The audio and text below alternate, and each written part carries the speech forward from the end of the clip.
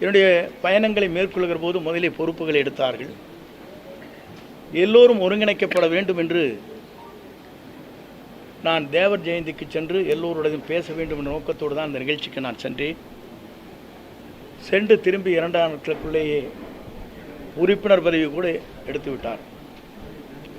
50 ஆண்டு கால வரலாற்றில் இந்த இயக்கத்திற்காக ஏற்றத்தாழ்வுகளை சந்தித்த எனக்கு கிடைத்த பரிசுதான் உறுப்பினர் பதவி கூட எடுக்கப்பட்டிருக்கிற நிலை இருக்கிறது.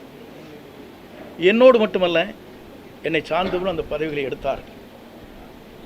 அதோடு அவர் நின்று விடவில்லை. மகேஷ் என்பவர் அவருடைய தந்தை மாமன் ஒரு விபத்திலே இறந்து விட்டார். காங்கேயத்திற்கு அருகாமையில் அவருடைய இல்லத்திற்கு சென்ற துக்கத்தை விசாரித்தவுடன், நீ ஏன் அனுமதித்தார் அவரை என்று அடிப்படை உறுப்பிலிருந்து அவர் நீக்கப்பட்டார்.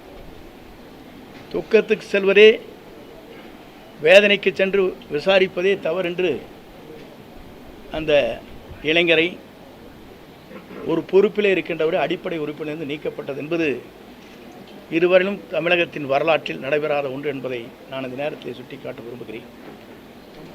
அதற்கு பிறகு என்னுடைய முடிவை பொறுத்தவரையிலும் இன்றைக்கு தெளிவான முடிவுகளை மேற்கொண்டுதான் நேற்றைய தினம் சட்டமன்ற உறுப்பினருடைய பதவியை ராஜினாமா செய்துவிட்டு இன்றைக்கு கழகத்திலே, தமிழக வெற்றி கழகத்தில் நான் இணைந்திருக்கிறேன்.